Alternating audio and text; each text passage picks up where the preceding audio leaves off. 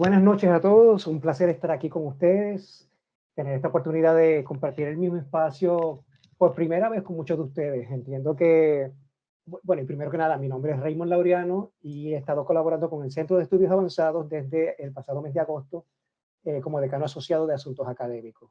Así que he estado interactuando con muchos de ustedes, profesores, estudiantes, y, pero a estas alturas es la primera vez que probablemente estoy compartiendo espacio con algunos de ustedes.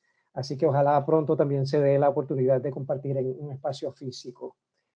Eh, esta conferencia es parte de una serie que se inició este semestre, en septiembre si no me equivoco, y que ha estado girando en torno al conflicto entre Rusia y Ucrania. Esta serie eh, desembocará en un espacio de 4 a 5 semanas en la publicación de un volumen. Sería el primer volumen que estaría publicando el Instituto Caribeño para el Estudio de la Política Internacional, el ICEPI, que, como ya muchos de ustedes saben, es el brazo del Centro de Estudios Avanzados de Puerto Rico y del Caribe para implementar, promover por un lado el programa graduado o el programa de maestría en Relaciones Internacionales y Diplomacia y por otro, pues, crear comunidad con todos aquellos interesados en los temas de relaciones internacionales y diplomacia dentro de nuestra institución en Puerto Rico y más allá. Así que estamos muy entusiasmados en la próxima publicación de este volumen, y ya pues sabemos que el segundo volumen tendrá el tema de las relaciones China y Caribe, y luego de eso pues estoy seguro que ya tenemos ideas para muchos otros más.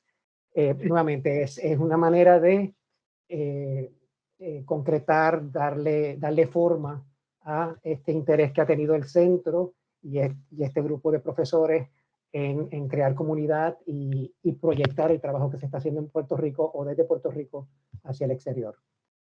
Así que estaríamos involucrándonos aún más en estudiar lo global desde acá, desde Puerto Rico, desde lo puertorriqueño, desde lo caribeño.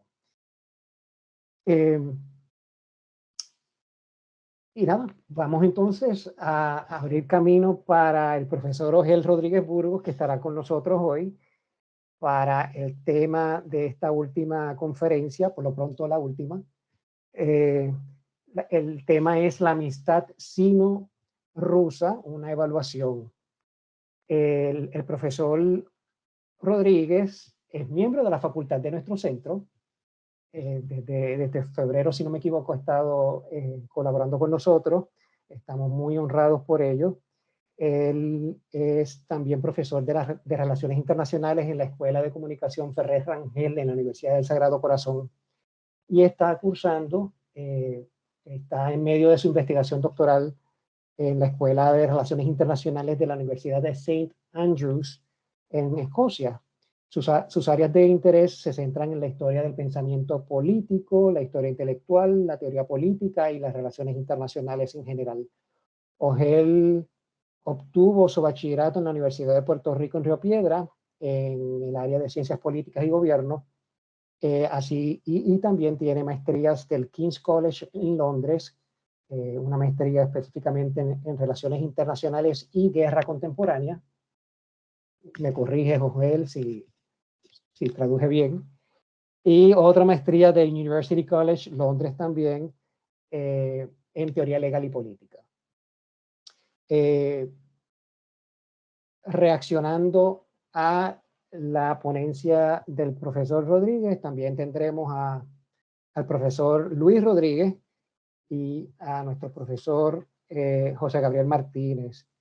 El profesor Luis Rodríguez es el actual presidente de la Asociación Puertorriqueña de Relaciones Internacionales, APRI, que tuvo su origen en el programa de certificado de Diplomacia y Relaciones Internacionales que el centro tuvo hace unos años. El profesor Luis Rodríguez es docente en la Escuela de Administración de Empresas en la Universidad Politécnica de Puerto Rico, desde 1993, ya unos 30 años. Él cubre cursos de mercadeo, de investigación de mercado, emprendimiento, creatividad e innovación y derecho mercantil, entre otros temas. Él es abogado notario desde el 2002 y también es miembro de la Junta de Directores de la Asociación Iberoamericana de Mercadeo. Él tiene un bachillerato en Ciencias de Computadoras de la Universidad de Puerto Rico en Bayamón, una maestría en Administración de Empresas con concentración en Mercadeo de la Universidad de Puerto Rico en Río Piedras, y tiene su grado en Derecho, Juris Doctor de la Universidad Interamericana de Puerto Rico.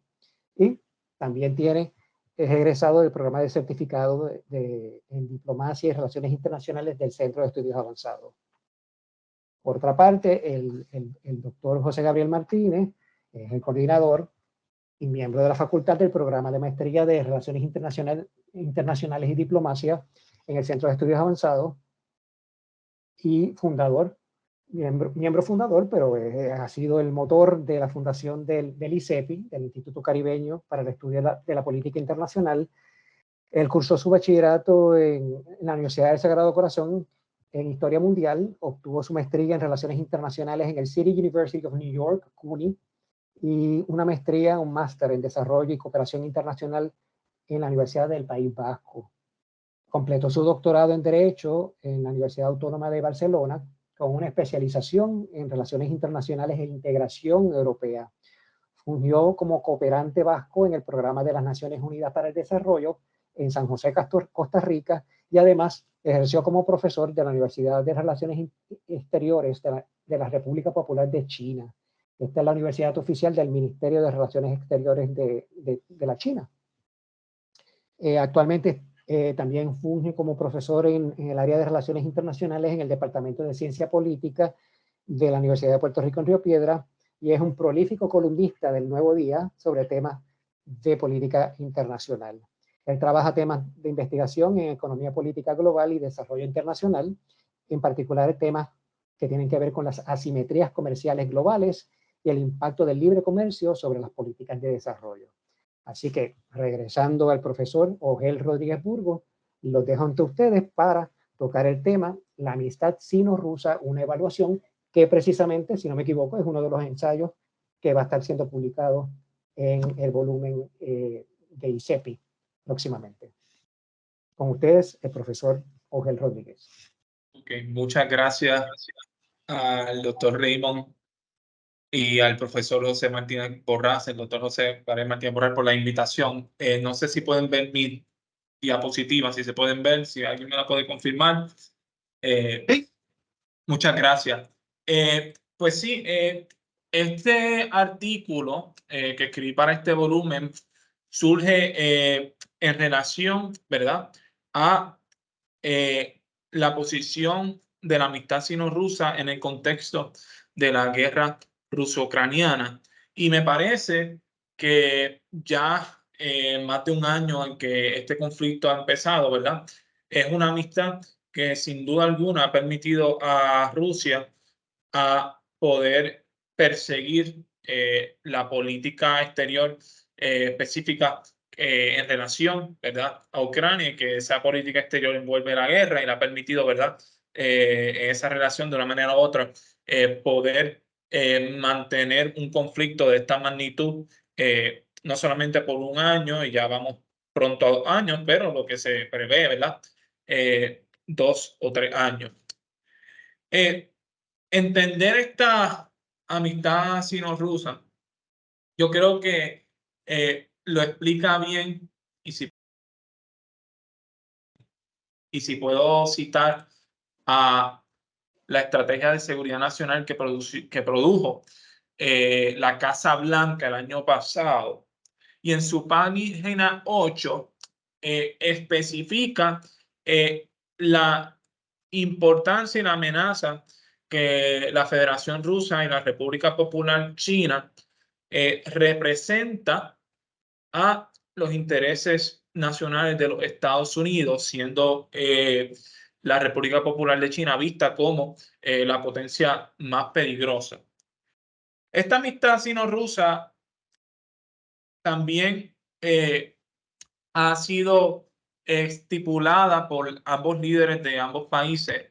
Recientemente, en este año, el presidente de la República Popular China escribió una columna de opinión, ¿verdad?, que fue publicada en un importante medio ruso, y dice lo siguiente, y lo cito: las dos partes han consolidado la confianza en política mutua y han promovido un nuevo modelo de relaciones entre países de gran importancia, guiadas por una visión de amistad duradera y cooperación mutuamente beneficiosa. China y Rusia se comprometen a no formar alianzas, evitar confrontaciones y no dirigirse contra ninguna tercera parte en el desarrollo de nuestros lazos. Así que vemos en estas palabras del presidente de la República Popular de China, ¿verdad?, una confirmación de lo que se está formando, y en inglés han llamado el bloque Dragon Bear, ¿verdad?, oso dragón. Y me parece que tenemos que analizar, ¿verdad?, cuáles son las causantes que llevan a esta amistad y qué podemos ver de esta amistad y si esta amistad puede durar. Así que en el día de hoy vamos entonces a dar la razón a la cual yo entiendo por qué esta amistad se ha dado en el ámbito que estamos viendo en el tiempo contemporáneo. Vamos a analizar qué gana China y Rusia, ¿verdad?, de esta amistad. Y tercero, vamos a analizar los posibles encontronamientos, ¿verdad?, que pueden haber de política exterior e intereses de estos dos países, que nos puede llevar a la conclusión, y parece que es la tesis, ¿verdad?, de mi papel académico, mi artículo académico, que es una amistad a conveniencia y que es una amistad volátil y que no le den muchos años de vida. Ok, yo creo que para poder entender, y los estudiantes que han cogido el curso de diplomacia se recordarán de esto, y que hemos hablado un poquito de pensamiento político internacional este semestre, la política de los Estados Unidos durante la época unipolar, ha sido una política que los realistas, particularmente los realistas ofensivos, llaman la política exterior dominada como hegemonía liberal. Y es una hegemonía liberal, y estoy citando a Emil Scheimer, que solamente se puede perseguir dentro de la unipolaridad del sistema. ¿Por qué? Porque la hegemonía liberal asume que no va a haber otro Estado dentro del sistema que pueda, ¿verdad?, retar lo que el hegemón liberal quiera perseguir. Así que este tipo de política solamente se puede perseguir dentro de la unipolaridad del sistema. Esta política tenía tres ámbitos importantes. Primero, la promoción de la democracia liberal, y esto es una conexión, ¿verdad?, con la teoría de la paz democrática, ¿verdad? Si tenemos más democracias liberales alrededor del mundo, las posibilidades de conflicto entre democracias disminuyen. Dos, la hegemonía liberal buscaba la interdependencia económica, ¿verdad? La interdependencia de las economías del mundo, entrar todas las economías al sistema económico mundial establecido por los Estados Unidos. Y tercero, la expansión de las organizaciones internacionales. Y la idea de esta política de hegemonía liberal, que con estos tres ámbitos de esta política iba a llevar a la paz. Obviamente, esta política de hegemonía liberal tiene unos problemas y que fracasó. Yo creo que fracasó porque ya vivimos en un mundo multipolar. Primero, es que la hegemonía liberal es un proyecto perfeccionista, ¿verdad? Y recordemos que el liberalismo como teoría política es una teoría universalista. Así que al yo tener una política bien basada en teoría liberal, pues entonces tiene esas conexiones con el liberalismo racionalista que surge durante el siglo XVIII y en la era del Renacimiento. Así que es un proyecto perfeccionista, y que me parece, y argumento en el artículo, que todo proyecto perfeccionista al fin y al cabo termina fracasando. Segundo, atado a ese proyecto perfeccionista, el universalismo liberal, ¿verdad? El problema con esto es que no todo individuo o persona, no todo estado o comunidad dentro del sistema internacional acepta todos los valores o principios del liberalismo occidental.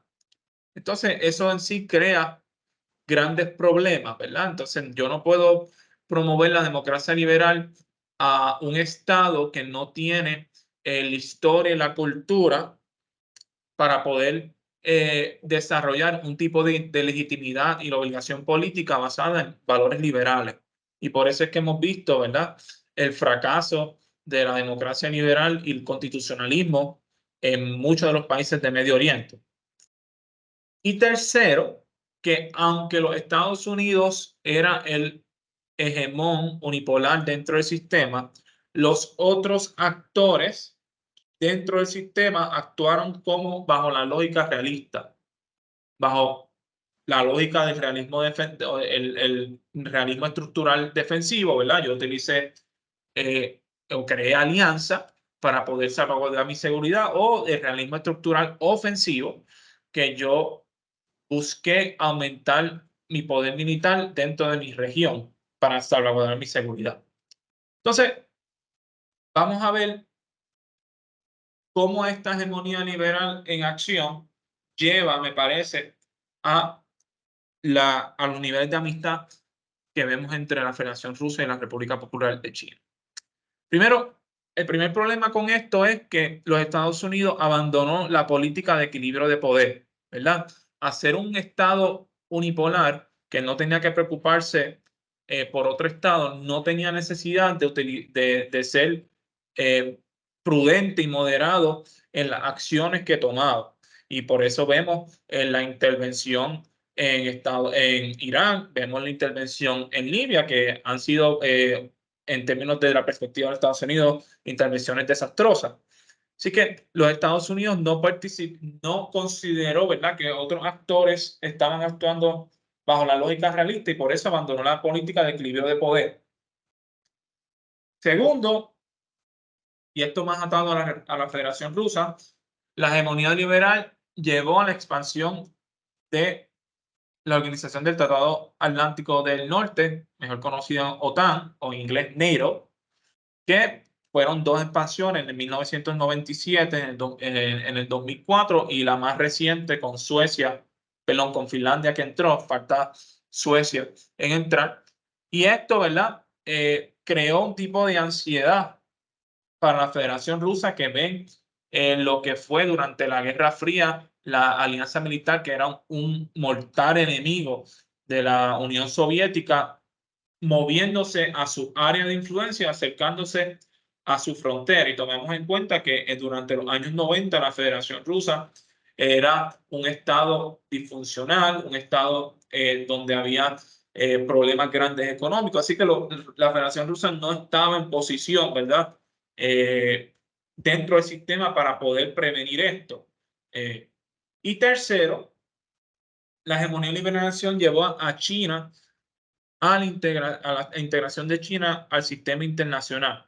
Obviamente, recordemos que esto empieza con la administración Nixon, pero la política de la administración Nixon ha continuado, y durante el tiempo unipolar lo que los Estados Unidos estaba buscando, ¿verdad?, aunque ahora no, ha sido, ¿verdad?, la integración completa de China como una potencia económica dentro del sistema internacional económico dirigido por los Estados Unidos, ¿verdad? Y digo ahora no, ¿verdad?, porque los Estados Unidos están poco a poco desarrollando una política de contención contra China. Así que estos tres ámbitos, esta hegemonía liberal en acción, a mí me parece que son las causantes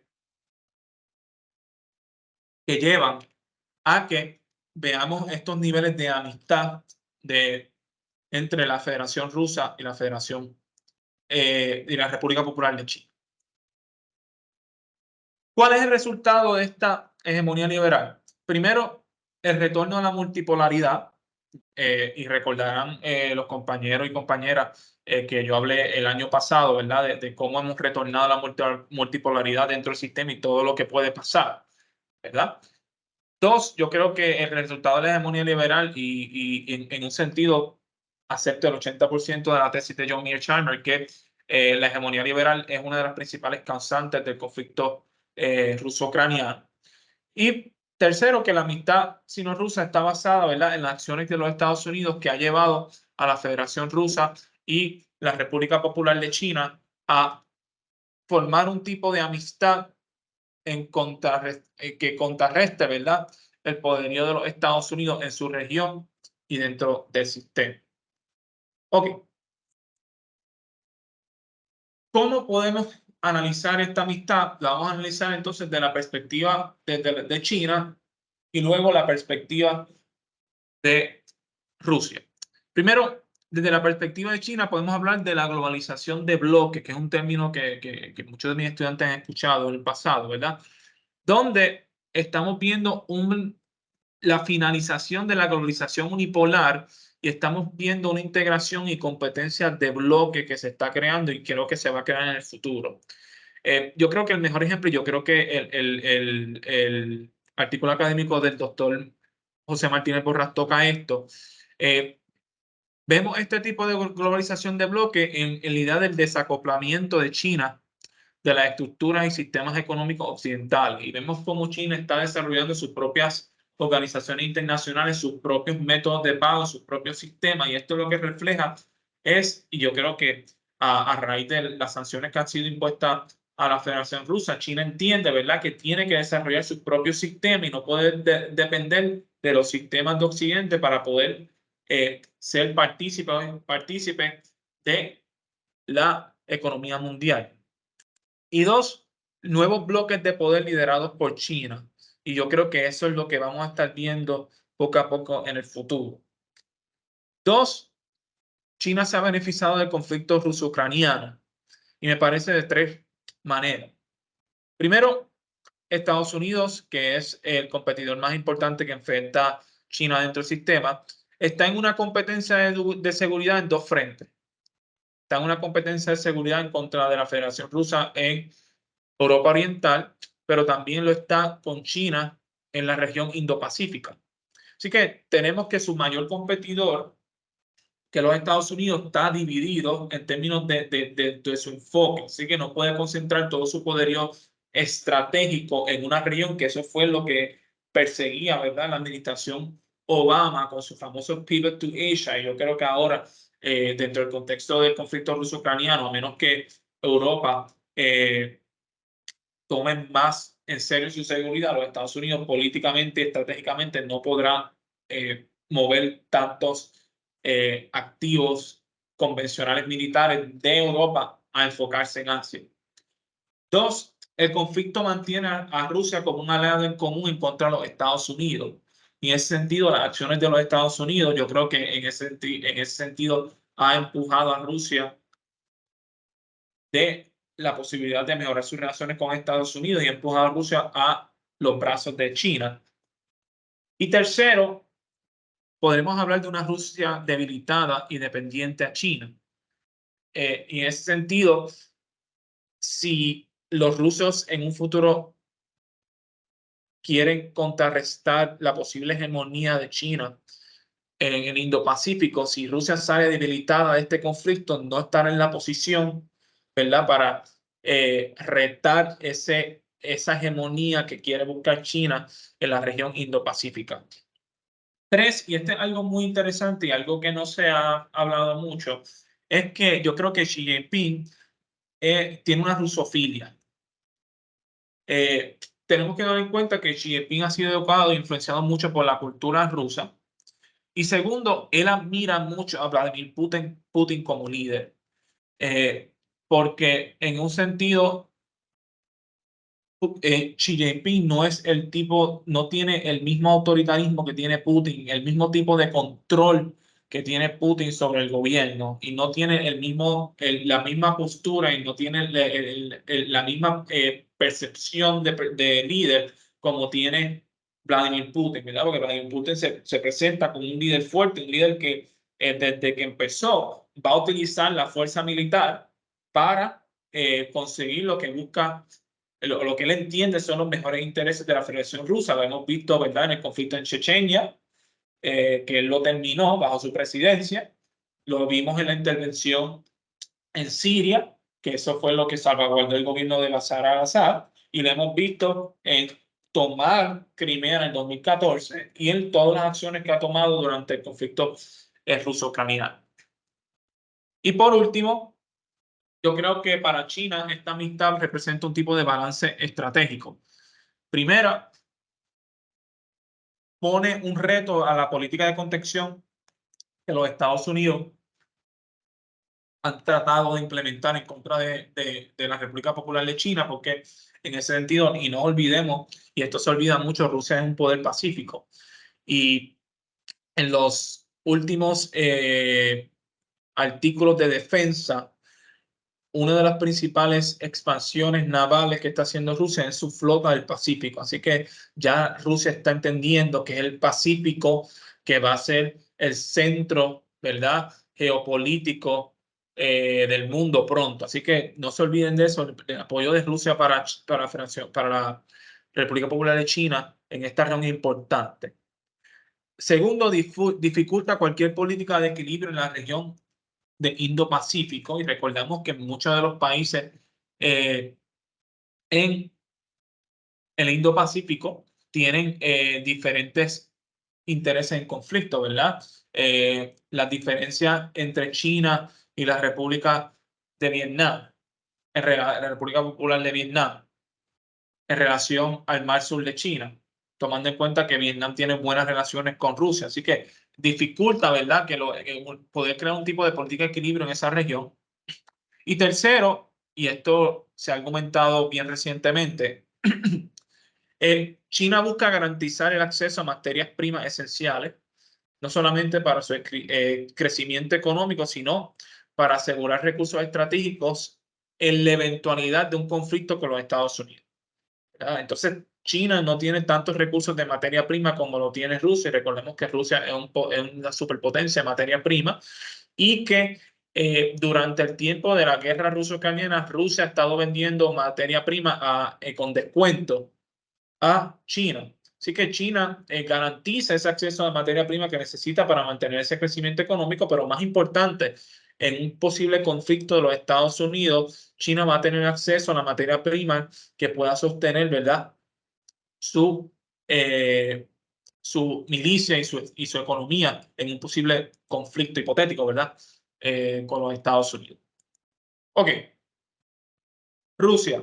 Desde la perspectiva de Rusia, de la Federación Rusa, primero yo creo que la amistad alivia el impacto de las sanciones impuestas por los Estados Unidos y sus aliados. Y es muy interesante, y creo que salió esta semana en Foreign Policy, básicamente proponentes de las sanciones admitiendo el fracaso de las sanciones porque la economía rusa no ha colapsado, no ha llevado a los disturbios domésticos que podrían causar, ¿verdad?, un cambio de gobierno. Y tercero, la economía, según espera el FMI de Rusia, espera crecer un 3.3%. Así que está en crecimiento. Así que las sanciones en un sentido han fracasado, y yo creo que han fracasado porque Rusia ha podido a través de algunas acciones domésticas, no podemos negar que hay acciones domésticas, pero también a través de sus relaciones, principalmente con China, de poder aliviar el impacto de esta sanción. Dos, el respaldo de China es crucial para los intereses estratégicos de Rusia. Y esto es bien interesante, que desde el 2020 los comunicados en conjunto de la Federación Rusa y la República Popular de China la República Popular de China ha enfatizado su posición a la expansión de la OTAN.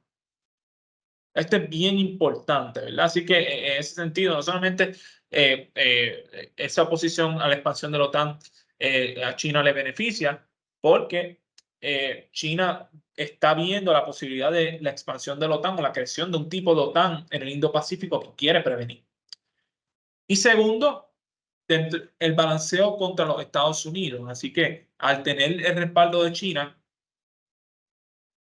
Rusia, que es la potencia de las grandes potencias más débiles de las tres, puede balancear su poder estratégico con los Estados Unidos.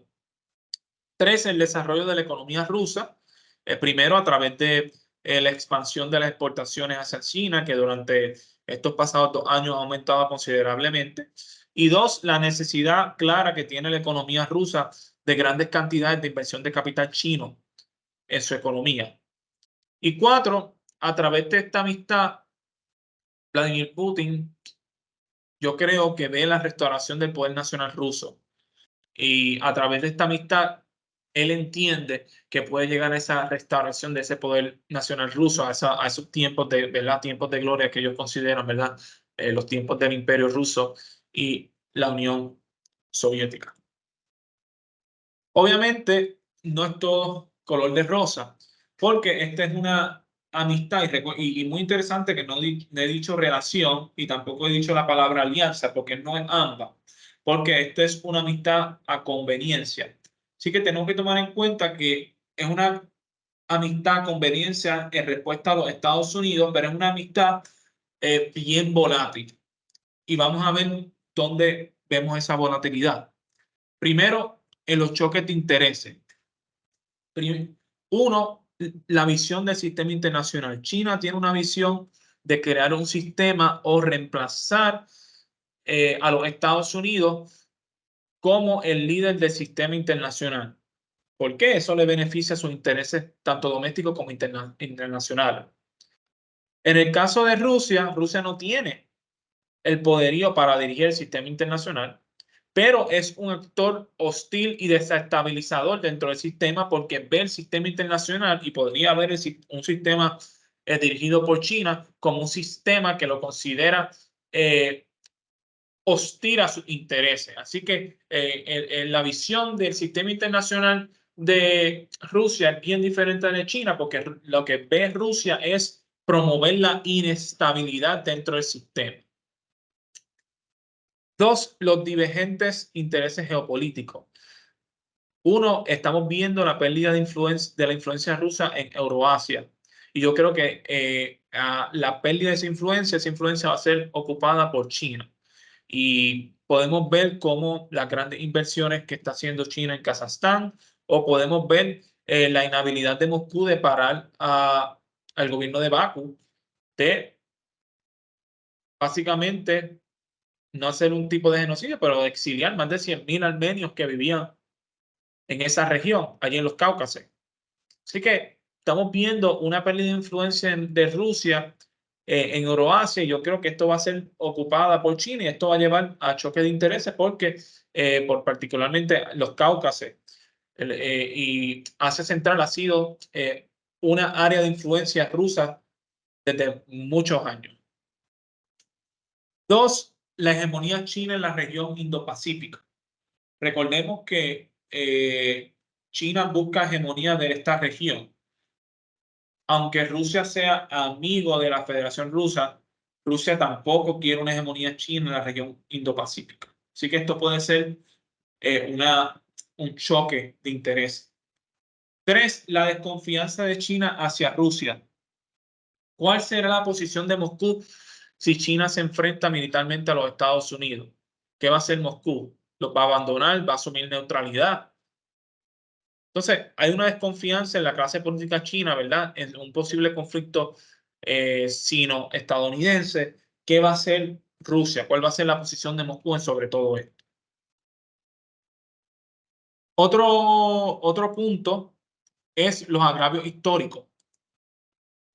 Desde la perspectiva china, quizás muchos han escuchado el siglo de la humillación durante el siglo XIX, cuando la última dinastía imperial estaba completamente débil y fue básicamente aprovechada por varios poderes europeos. Entre ellos es Rusia, por eso existe, ¿verdad?, lo que se conoce el Far East de Rusia, ¿verdad?, que tomaron territorio de ese imperio, la última dinastía china. Y este siglo de humillación, este siglo de debilidad, está en el psique, si uno podríamos decir, de los formuladores de política exterior. Y recordemos que el Partido Comunista Chino es bien nacionalista. Entonces, podrían haber unos agravios históricos que afecten esta amistad en relación que es la Federación Rusa, el único territorio, también con Mongolia, que el Partido Comunista Chino no ha reintegrado, ¿verdad?, a lo que antes era, a lo que es China. Y en el 2005 China y Rusia llegaron a un acuerdo para, ¿verdad?, llegar a un acuerdo sobre esos territorios, pero no podemos denegar que esos agravios históricos existen y todavía están latentes. Desde la perspectiva rusa, la ruptura entre la Unión Soviética y China durante los años 60, aunque comenzó en los 50 con Khrushchev, y porque Khrushchev persiguió una política de básicamente eliminar la doctrina de Stalin de la Unión Soviética. Recordemos que Mao era un admirador de Stalin. Recordemos también los choques de intereses en la región de Asia. Hubo un conflicto fronterizo entre la Unión Soviética y China. Así que esta ruptura entre la Unión Soviética y China representa un agravio histórico, ¿verdad?, para la Federación Rusa, porque es esa ruptura lo que permite a la administración de Richard Nixon de perseguir una diplomacia triangular para, unofficially, si podemos decir eso, aliarse la República Popular de China y los Estados Unidos de América para contrarrestar el poderío de la Unión Soviética en la región Indo-Pacífica. Así que los rusos no se han olvidado de lo que ellos consideran un tipo de traición, ¿verdad?, de la República Popular de China. Y tercero, yo creo que y los que han leído mi ensayo en mi artículo, puede ser la parte más controversial. Es que yo creo que a largo plazo, si los Estados Unidos quiere mantener su posición dentro del sistema, va a tener que hacer un acercamiento a Rusia. Y digo que eso trae controversia, ¿verdad?, porque ahora mismo en este contexto nadie puede ver cómo eso puede pasar. Pero yo creo que los Estados Unidos va a estar obligado a hacerlo. Primero, para que esto pase, los Estados Unidos tienen que poner fin a la política de hegemonía liberal y comenzar a adoptar una política de balance de poder. Segundo, tienen que aplicar completamente una política de contención en relación con China. Y en ese sentido, para hacer eso, tiene que utilizar un tipo de offshore de la seguridad de Europa a los europeos para poder hacer esta política de contención. Y tercero, tiene que hacer una diplomacia triangular dirigida a Moscú. ¿Cómo podemos lograr eso? Primero, tenemos que considerar que Rusia es una potencia en la región Indo-Pacífica. Segundo, que Rusia no quiere hegemonía de esta región por parte de China. Y que tercero, esta diplomacia triangular, los Estados Unidos va a buscar de una manera no oficial involucrar a Moscú en esa política de contención, como lo hizo durante los años 70 y 80 para contener el poder soviético en la región.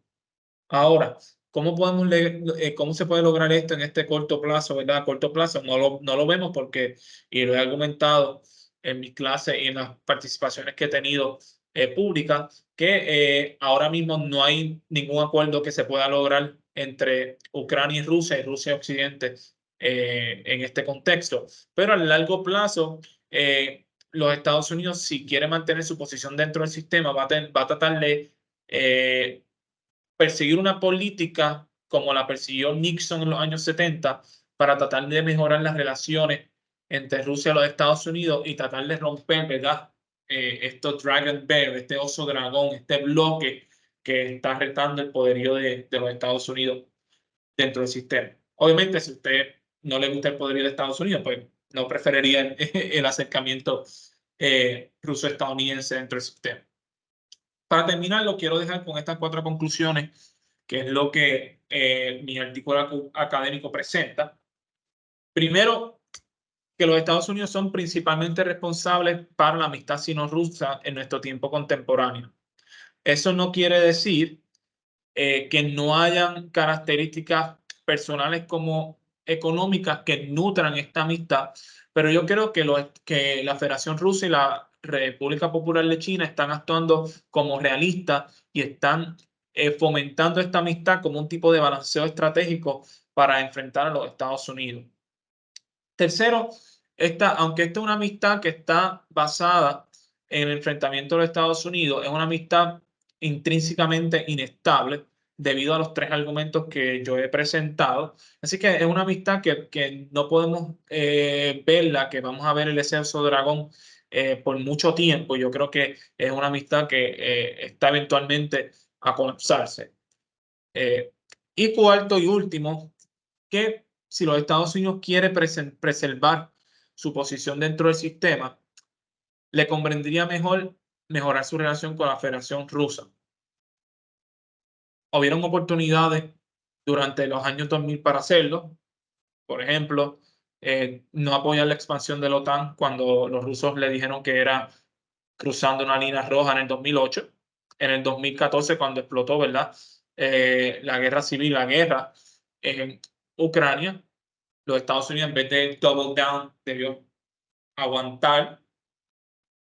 Pero a largo plazo creo que los Estados Unidos tienen que tomar en cuenta que Rusia no va a desaparecer del planeta y que si en un futuro Rusia comienza a tener, ¿verdad?, las características de una gran potencia, se va a convertir, ¿verdad?, en un actor más importante de lo que ya es dentro del sistema internacional.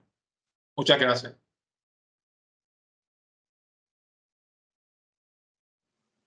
Muchísimas gracias al profesor Ogel Rodríguez por esta presentación provocativa. Y vamos a pasar entonces al primero de los comentaristas, el profesor Luis Rodríguez, que como había mencionado anteriormente, es el actual presidente de la Asociación Puertorriqueña de Relaciones Internacionales. Luis. Buenas noches, ¿me escuchan bien? Muy bien. Sí. Excelente, excelente. Creo que me parece sumamente interesante la presentación de Ogel. Primero que nada, agradezco, Raymond, gracias por la invitación. José Gabriel, gracias por la invitación. Desde APRI le enviamos un saludo a todos los estudiantes, profesores, ¿verdad? Y facultativos del centro. Como muy bien menciona Raymond, APRI tiene su origen en el centro. Existe APRI porque el centro creó aquel primer certificado, aquellas primeras ponencias, y de ahí surge lo que es APRI. Así que somos un hijo del Centro de Estudio Avanzado. Muy bien, vamos rapidito a la presentación de Ogel. Me parece muy interesante muchos de los planteamientos que hace él. Y me gustaría mencionar algunas notas que tomé que me parecieron curiosas. Primero me gustaría una frase que no es original, pero dice, ¿verdad?, que tiempos extraños hacen matrimonios extraños. Y circunstancias de este momento, 2021 y los últimos 3 o 4 años, hacen este matrimonio que en otras circunstancias pensaríamos pues que no son compatibles, ¿no? Aquí estamos hablando de el lindo con la fea o el gordo con la modelo o cualquier otra comparación boba de esa prejuiciada. Pareja dispareja, diríamos. Pero en realidad estamos hablando de países que están buscando su conveniencia. Y lo están haciendo a pesar de. Inclusive dice Ogel, y perdona que te tutee del nombre, pero como el apellido es el mismo, pues voy a tomarme esa libertad. Como dice Ogel, curiosamente China y Rusia se están, ¿verdad?, aliando, convenientemente trabajando, conspirando de forma, ¿verdad?, abierta en el contexto de aprovechar para ganar influencia sobre los Estados Unidos. Pero fíjense que la solución que plantea Ogel, que yo estoy de acuerdo, aunque bien difícil de manejar, es que Estados Unidos va a tener que hacer exactamente lo mismo. Va a tener que, imagínense en esto, va a tener que decirle a Rusia, haz negocios conmigo, trabaja conmigo, te voy a dar estas conveniencias porque China no es muy bueno. Y va a dar la vuelta así por el otro lado, oye China, trabaja conmigo, Rusia no es buena influencia para ti, haz cosas. Así que es un juego, ¿verdad? Un juego triangular complicado, ¿no? Bien complicado. Este no es el mejor momento para Estados Unidos. Sus decisiones pasadas, las decisiones que está tomando ahora con el conflicto de Rusia-Ucrania, le va a ser bien difícil negociar con Rusia para que esté contra China. Así que ahora no es el momento, pero sí tiene que estar trabajándolo a futuro de manera obligatoria, sin lugar a dudas. Sin lugar a dudas. Así que en ese contexto, Estados Unidos tiene un reto enorme. Es probable que hoy no es el momento, pero en 2, 3 años, 5 años a futuro es importante. Voy a robarme también algo que escuché de Sergio Rodríguez Galfstein, que estuvo aquí el año pasado en Puerto Rico, y él hizo unos comentarios muy interesantes. Y él dice que una de las grandes ventajas que tiene China, una de sus fortalezas, es la paciencia. Le escuché comentar que China planifica a un futuro de plazos largos, a 100 años. Y entonces en este contexto podríamos pensar que China eso es lo que está haciendo. Hoy yo necesito una relación con Rusia, Rusia me provee materiales. Hace unos 9, 10 años atrás, China hizo un contrato con Rusia para que Rusia le provea gas por 30 años. Solamente han pasado 10 años de eso, todavía hay compromiso por 20 años más antes de que se termine eso, si no se alarga. O sea, hace que China le está dando dinero a Estados Unidos, a Rusia. Estamos hablando de un contrato de sobre 400 mil millones de dólares. Y China tiene un proveedor de gas.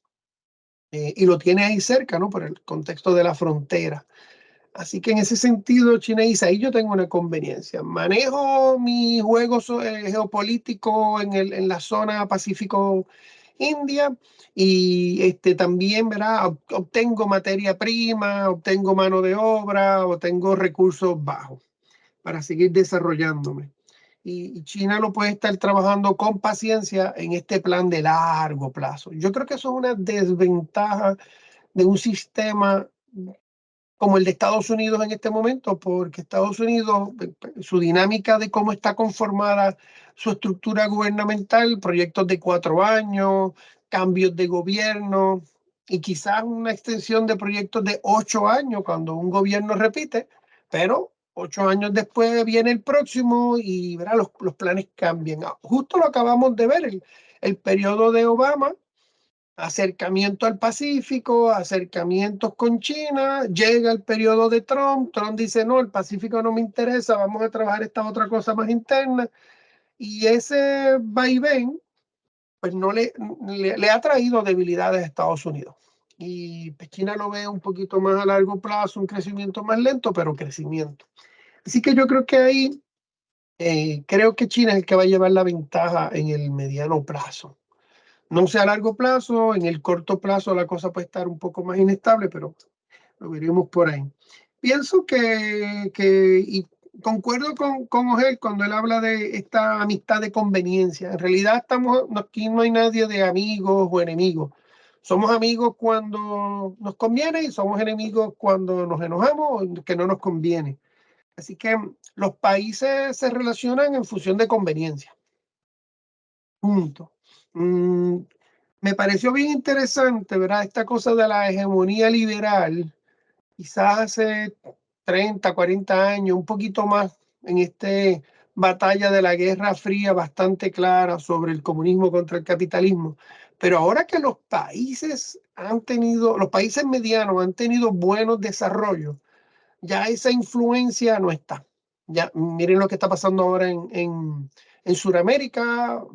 Brasil es una potencia fuerte, Colombia se ha desarrollado bien, Venezuela tiene un gran potencial, tiene sus problemas ahora mismo, pero hay muchos países desarrollándose bastante bien. No son poderosos, pero se están creciendo. África es una bomba de tiempo de desarrollo. Es verdad que hay unos cuantos países con problemas y pobres, pero hay otros países que su desarrollo económico, su desarrollo político está creciendo con fuerza. Y obviamente los países asiáticos pues también están ganando. Eso quiere decir que no es tan simple como el gran país grande que inculca la educación, de que pues, la cosa liberal es lo mejor. No, ya no es tan simple. Esos tiempos ya pasaron. Ahora como que ya los estudiantes no hacen tanto caso. Los estudiantes están más cerca del profesor y la influencia ya no está tan fuerte. Así que esos son tiempos distintos, más complicados. Por lo tanto, yo simplemente planteo, estos países grandes lo que están haciendo es manejándose para qué me conviene. Rusia invade a Ucrania, quiere establecer esta influencia para que no me amenacen, ¿verdad? Detener un poco el contexto de la OTAN. Quiero tenerme por ahí. Yo no me sorprendería que si Rusia absorbe a Ucrania, le dé con entusiasmarse y alguno otro de por ahí quiera también anejárselo. No ahora, pero un poco más adelante. China va a seguir con su plan. El que sea que tiene, va a seguir con su plan. Desarrollarse, fortalecerse, ganar influencia. Así que en ese contexto yo lo veo ahí. Y va a estar así, China va a hacer las alianzas con el país que le convenga hacerlas. Algunas veces pelearé con Estados Unidos, otras veces haré alianzas con Estados Unidos. Rusia es el que es un poquito más inestable porque como sus posiciones son más fuertes, más marcadas con el contexto político, pues tendrá alianzas diferentes ahí. Me gustaría cerrar simplemente con que esta unión por conveniencia es una unión que durará un tiempo, hasta que Rusia diga, pues ya no me conviene China, o cuando China diga, ya no me conviene seguir esta alianza con Rusia. Habrá que ver si eso estará impulsado por Estados Unidos hablándole a uno o hablándole al otro, o al revés. Podría pasar que no se deje influenciar y la alianza sea más fuerte todavía. Eso el tiempo nos lo dirá en este futuro próximo. Así que muy buena ponencia, Ogel. Me parece que hay muchos elementos para desarrollar y seguir discutiendo más adelante. Muchísimas gracias, profesor Luis Rodríguez, por sus impresiones. Pasamos ahora, bueno, puedo hacer una pregunta al profesor Rodríguez rapidito. ¿Deseas reaccionar brevemente a algún comentario particular del profesor Luis Rodríguez o escuchamos los comentarios del profesor Martínez? Vamos a escuchar a José y entonces estoy tomando nota y entonces reacciono a ambos colegas. Perfecto. Pues entonces pasamos a la segunda reacción. Esta vez tenemos entonces al profesor José Gabriel Martínez. Todos los conocemos como el coordinador del programa graduado de Relaciones Internacionales y Diplomacia en nuestro Centro de Estudios Avanzados. Así que adelante, José Gabriel. Bien, gracias al doctor Raymond Laureano, ¿verdad? A Ángel Rodríguez Burgos por excelente presentación y ¿verdad? Los muy excelentes comentarios de parte del colega presidente de la APRI, Luis H. Rodríguez, ¿no? Nada, yo creo que como dije, y lo había comentado brevemente al principio, ¿no? Esto es parte de un volumen que vamos a sacar con ICEPI, ¿verdad? Instituto Caribeño para el Estudio de la Política Internacional, que su intención es precisamente, pues lo he dicho, ¿verdad? Crear una comunidad epistémica de análisis e investigación de la política mundial, internacional, como lo prefieras llamar, ¿no? Dentro de todos esos debates particulares. Y yo creo que es importante, ¿verdad?, mencionar que hay que tener un espacio, porque es que es lo que hace falta, yo creo que aquí en la isla es realmente un espacio para hacer las investigaciones necesarias, publicar, investigar y entonces tener conferencias como esta y tener conversaciones y que de alguna manera u otra pues nos podamos instruir, ¿no? Yo creo que esto es un trabajo imprescindible. Así es que nada, en ese sentido me acuerdo que haciendo edición de los ensayos pues, había leído la de Ogel, me parece muy buena, habíamos comentado la posibilidad de que inclusive introduzca este ensayo como parte, si doy el semestre que viene, ¿verdad? La clase de política exterior china, pues entonces definitivamente tenemos que incluirlo ya, y ese es el punto, ¿verdad? Todo este trabajo que estamos haciendo, de que podamos, al desarrollar publicaciones, pues simplemente incluirlas como parte de los estudios y que realmente esa producción epistemológica pues se haga aquí desde Puerto Rico. Así que yo creo que eso había que mencionarlo. Nada, pues un tema sumamente interesante. Yo creo que este es uno de los temas definitorios de la época contemporánea y de los cambios que estamos experimentando. Yo creo que por un lado, voy a tratar de ser lo más breve posible, ¿no? Habría que preguntarse también qué llevó al fin de la hegemonía liberal que plantea el profesor Rodríguez Burgos. Hay unos hitos que yo creo que son importantes mencionarlos. O sea, en los años 70 se hablaba de una especie de fin de hegemonía, pero yo creo que esa hegemonía estadounidense se pudo reorganizar a través de toda una serie de precisamente de hegemonía liberal o neoliberal, si prefieres, ¿verdad? En ese contexto para darle un periodo histórico particular, ¿no? Que entonces es cuando surge el pensamiento neoliberal, importante entonces es el consenso de Washington. Y yo creo pues que ese consenso pues quizás es una de las cosas que debemos debatir si realmente ha llegado a su fin. Se hablaba ya hace muchos años de un consenso de Beijing. Yo no creo que eso necesariamente sea así. Yo sí creo que la República Popular China entonces está teniendo una gran influencia y como muy bien expuso el profesor Rodríguez Burgos, ¿verdad? Esta idea de que China de alguna manera pues crea una alianza o una amistad, llamémoslo así, con Estados Unidos a partir de la administración Nixon, que es importante entenderla y como poco a poco, ¿verdad? Lleva unos procesos de reforma y entonces China, pues en ese sentido se integra al sistema internacional porque estaba hasta cierto punto, ¿verdad? Aislada por diferentes razones. Yo creo que uno era pues su propia política. Quizás un poco de no interactuar con los países capitalistas o comerciar a nivel capitalista, etcétera, durante esa época, la primera parte, digamos, de la época de la historia de la República Popular China.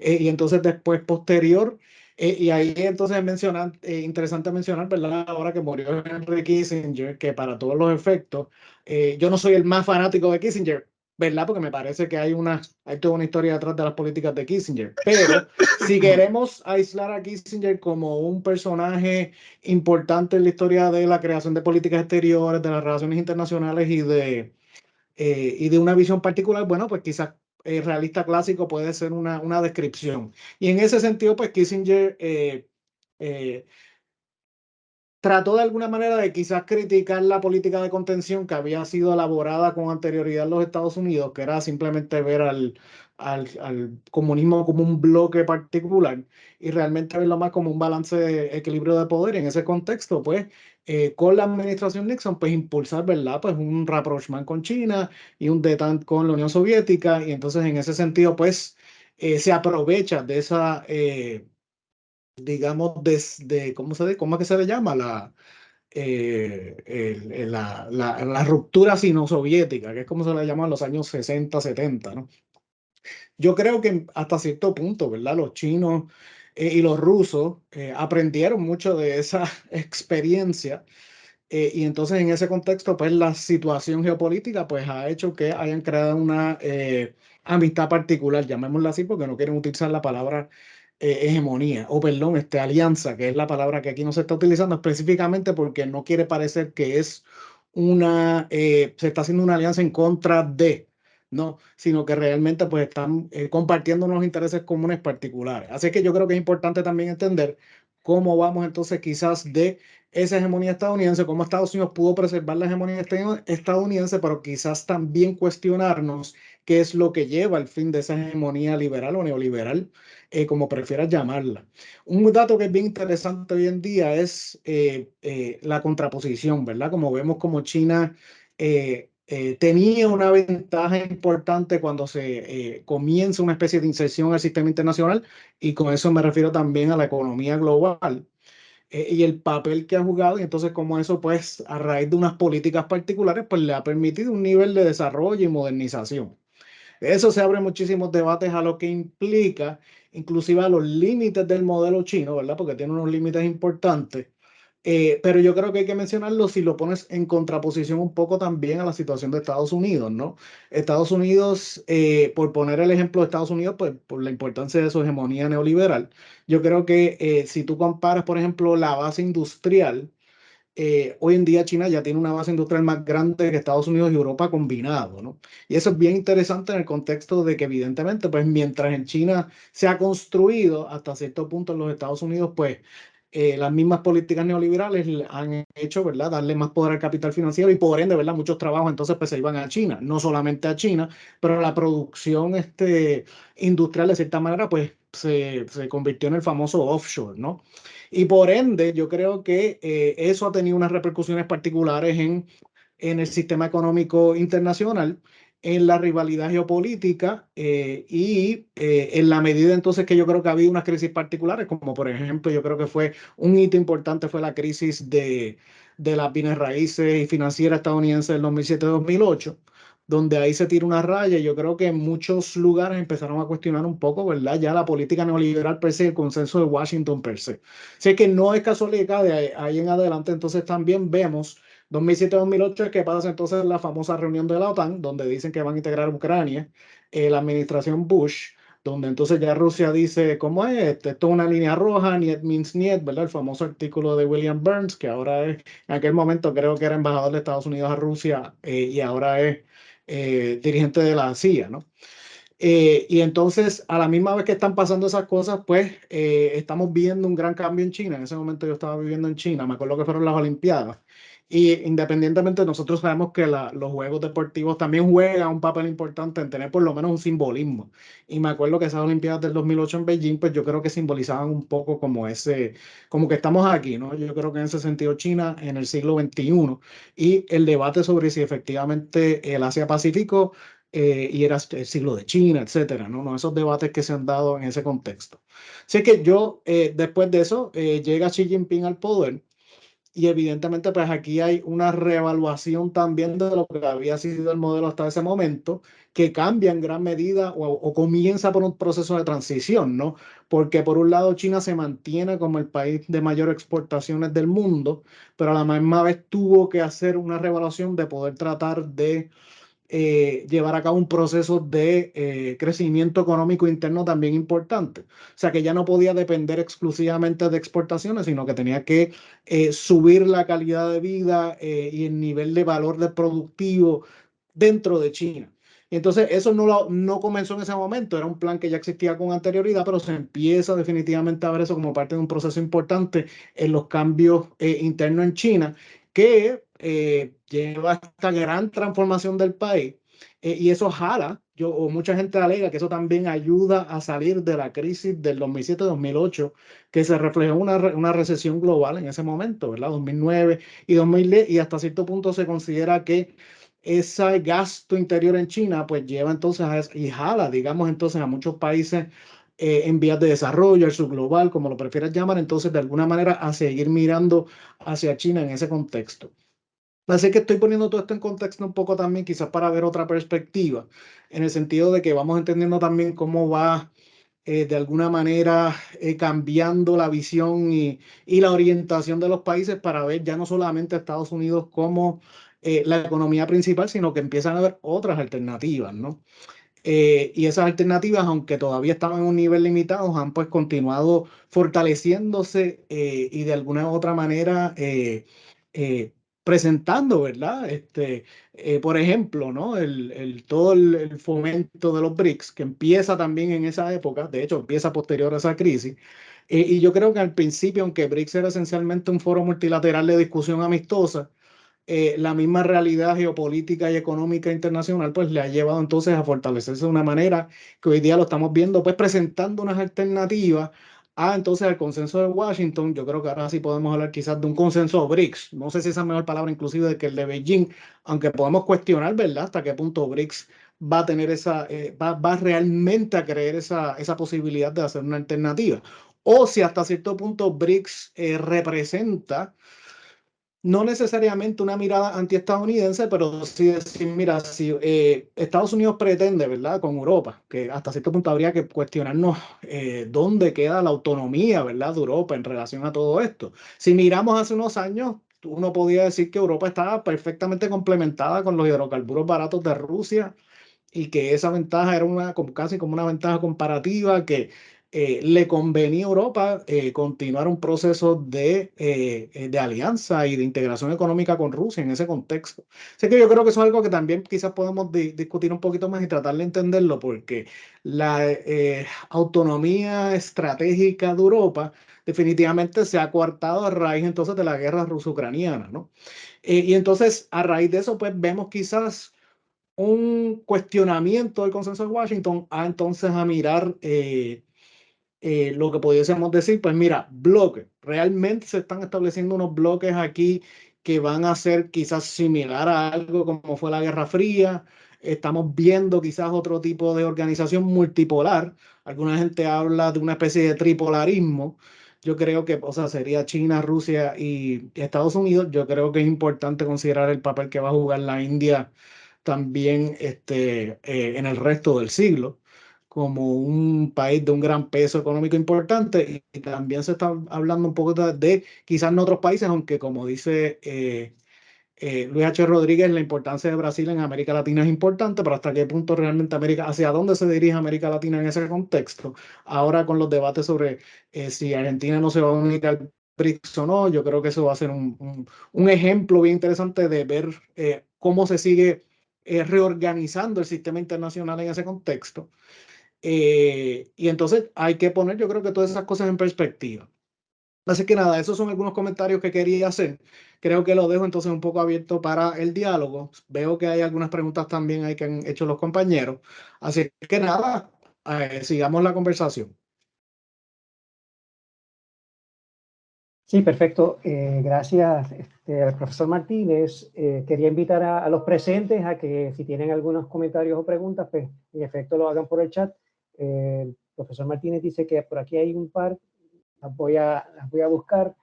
Mientras tanto, pues el profesor Rodríguez Burgos, pues tal vez quiera comentar alguna de las observaciones. Gracias. La incompatibilidad de relaciones, amistades han pasado en toda la historia del mundo, ¿verdad? Y la más incompatible de la historia que me viene, que probablemente la más siniestra y cínica, es el pacto Ribbentrop-Molotov, Molotov-Ribbentrop, ¿verdad? ¿Verdad? Dos enemigos ideológicamente opuestos que se odiaban, ¿verdad?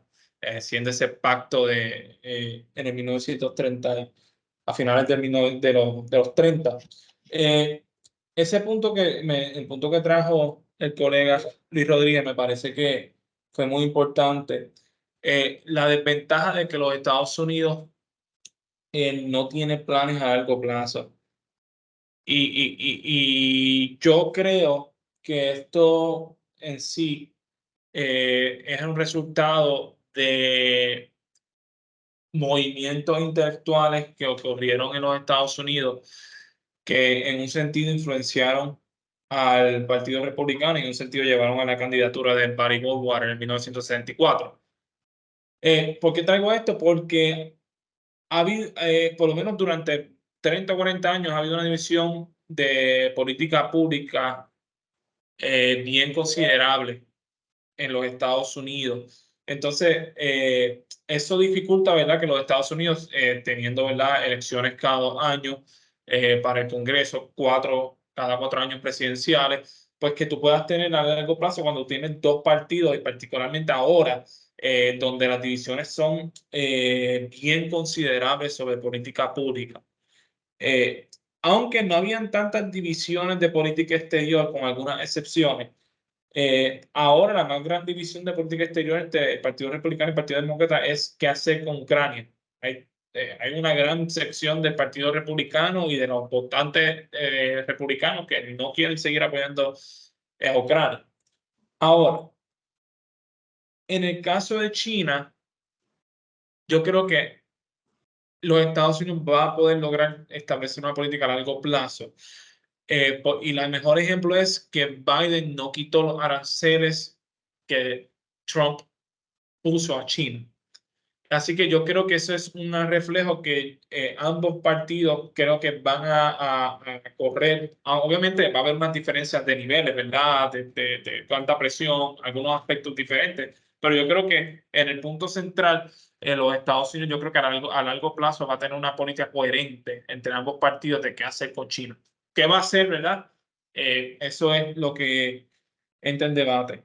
El punto que trae el profesor, el colega, el doctor José Martínez Porras, creo que es muy interesante todos los temas que trae, porque recordemos que lo que se llama neoliberalismo, lo digo que se llama neoliberalismo, yo tengo problemas con ese concepto.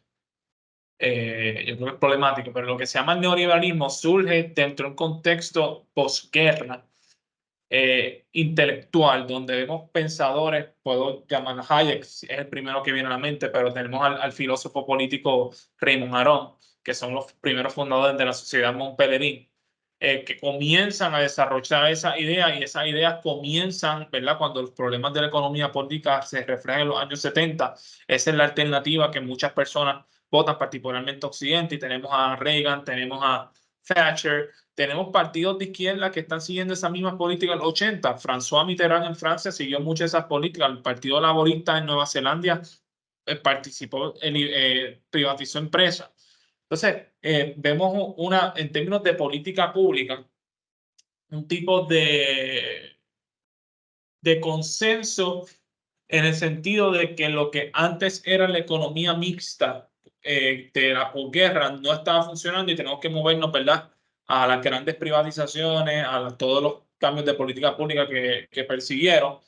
Y eso en sí influyó a lo que era la izquierda tradicional, ¿verdad? Y durante los 90 vemos a Bill Clinton, tenemos el caso de Tony Blair, por ejemplo, que la izquierda acepta muchos de estos cambios, pero lo acepta de una perspectiva de justicia social y democracia social, lo que el filósofo Anthony Giddens llama la the third way, ¿verdad? No somos ni tan liberales en el mercado, tampoco somos socialistas, estamos un tipo de, con respeto a los que favorezcan el ELA, lo mejor de los dos mundos, un tipo de ELA en términos de política pública.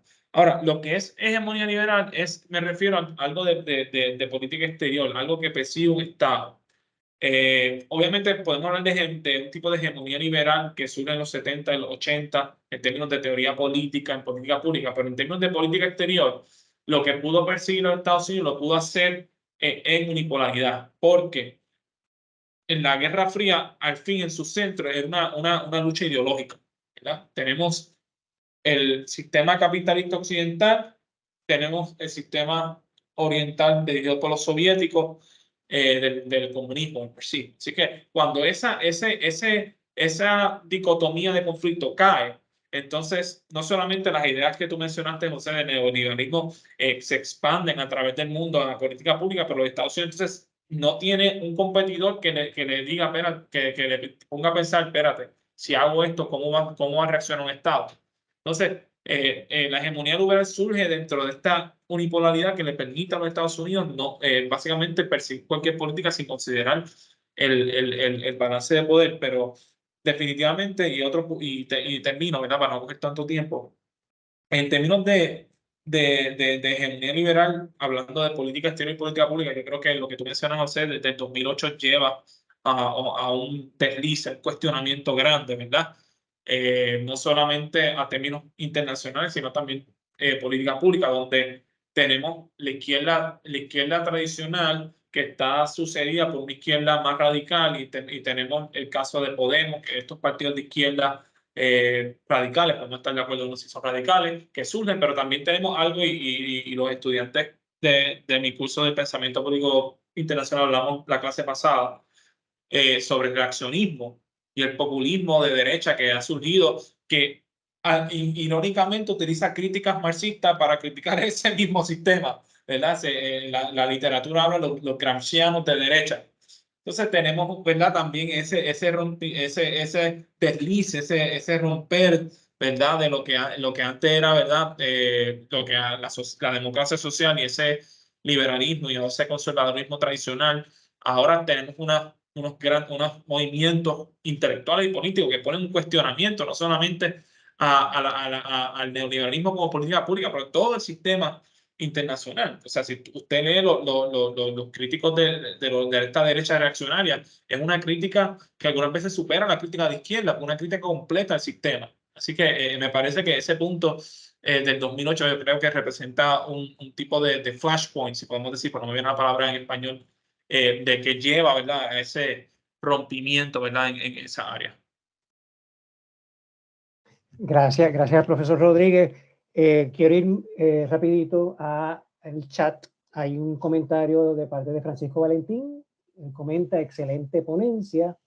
Y hay una pregunta de Socorro Montes. Y aprovecho para mencionar que el volumen que comentamos hace un momento, que va a ser lanzado próximamente, ha estado siendo editado por 3 personas. El profesor Martínez, este servidor y precisamente Socorro Montes, una educadora y una compañera estudiante e investigadora del programa graduado de maestría en Relaciones Internacionales y Diplomacia. Así que, pues, que no quería dejar pasar la oportunidad para mencionarlo. Y muchas gracias, Socorro, por el apoyo en este proyecto. La pregunta de ella es, aunque puede ser que haya en el futuro un acuerdo entre Rusia y Estados Unidos, si ganara Trump, ¿entienden que habría un acercamiento con Putin? Es una difícil pregunta a contestar.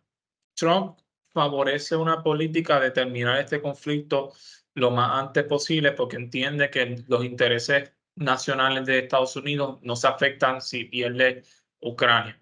Yo creo que tiene razón. Ahora, ¿cuál va a ser y cómo eso va a afectar la relación con los estados en Europa?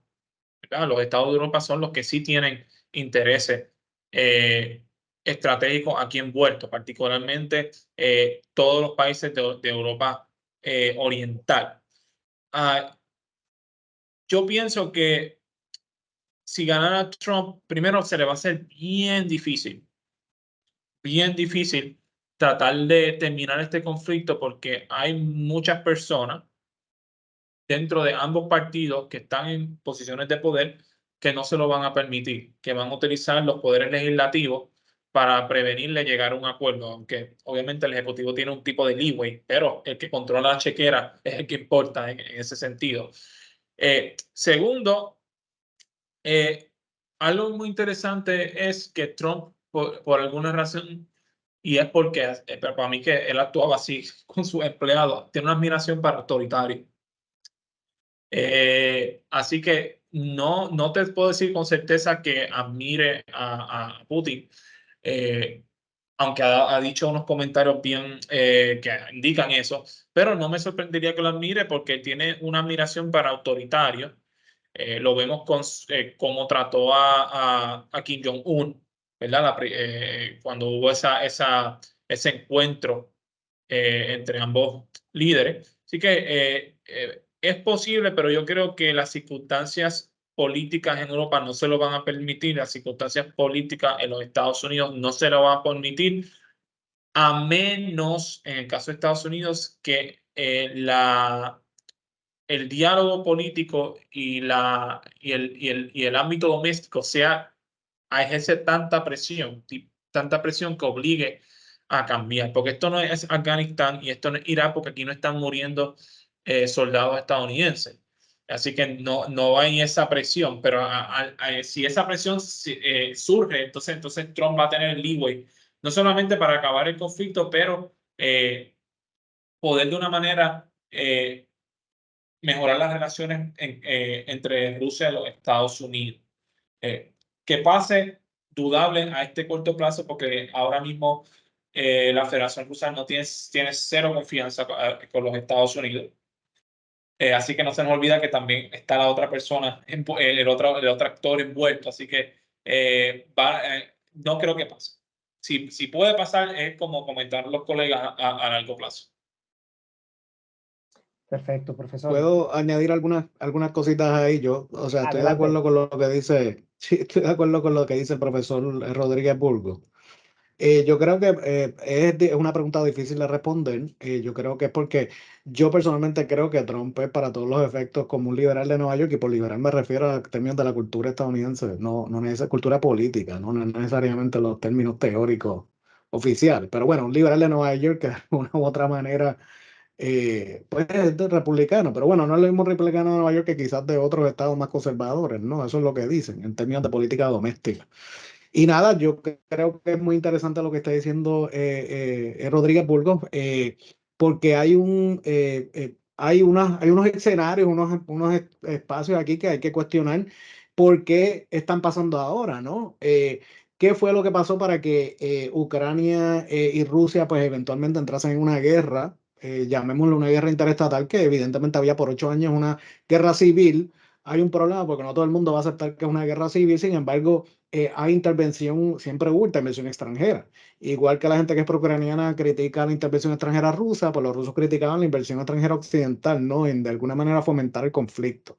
Pero sin necesariamente entrar en tantos detalles ahora de lo que pasó en esos 8 años, fueron 8 años muy claros donde había un conflicto latente en Europa del Este, que entonces ahora se ha definitivamente alcanzado otro nivel simplemente porque Rusia entonces decide efectivamente llevar a cabo esa incursión de tropas en lo que ellos le llaman su operación militar especial, etcétera, ¿no? Que se puede debatir en relación a lo que implicó en términos de derecho internacional, cómo ellos lo justifican, etcétera.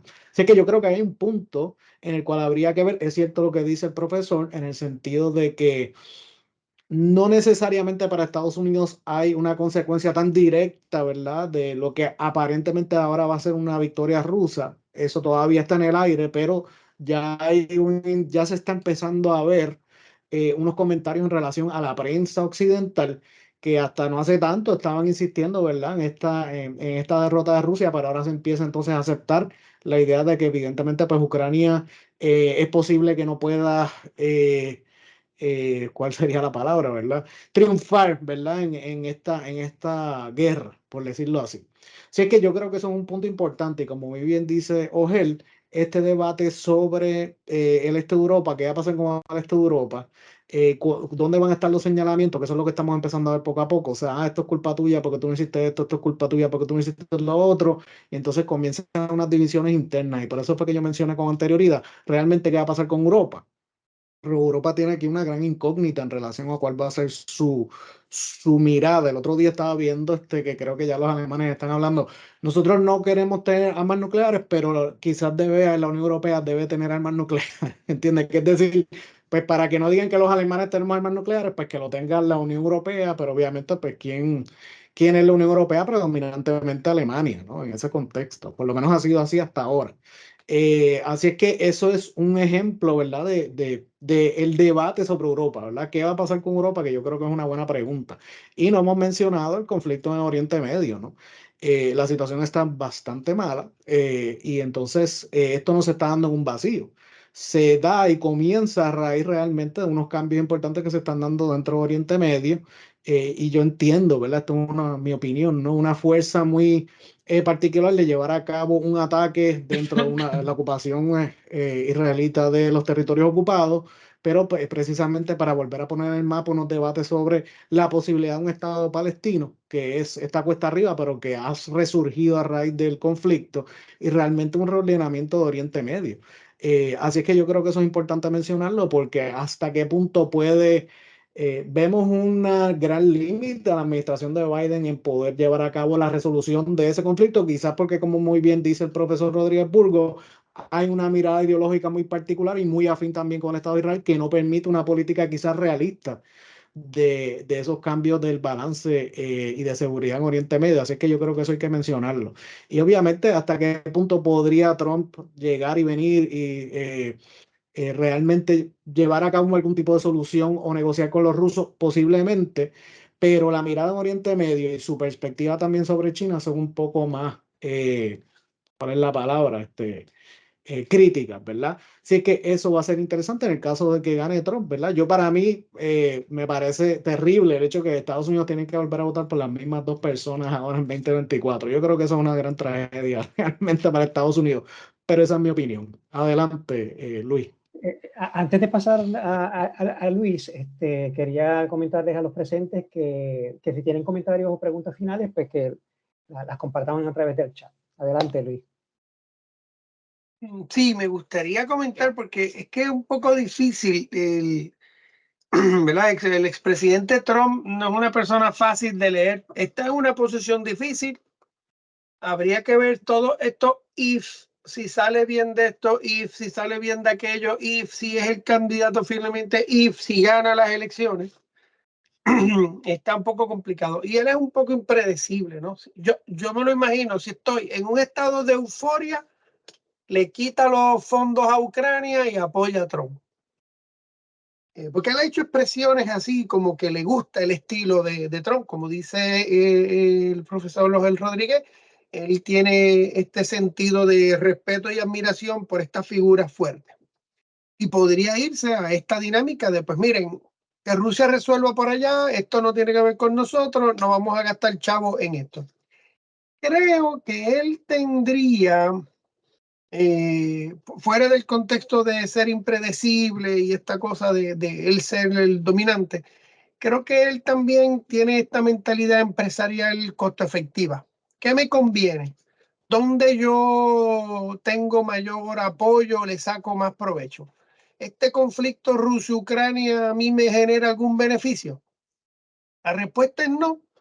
Pues olvídense de ese asunto, me voy a dedicar a lo de Palestina-Israel, que me es más interesante.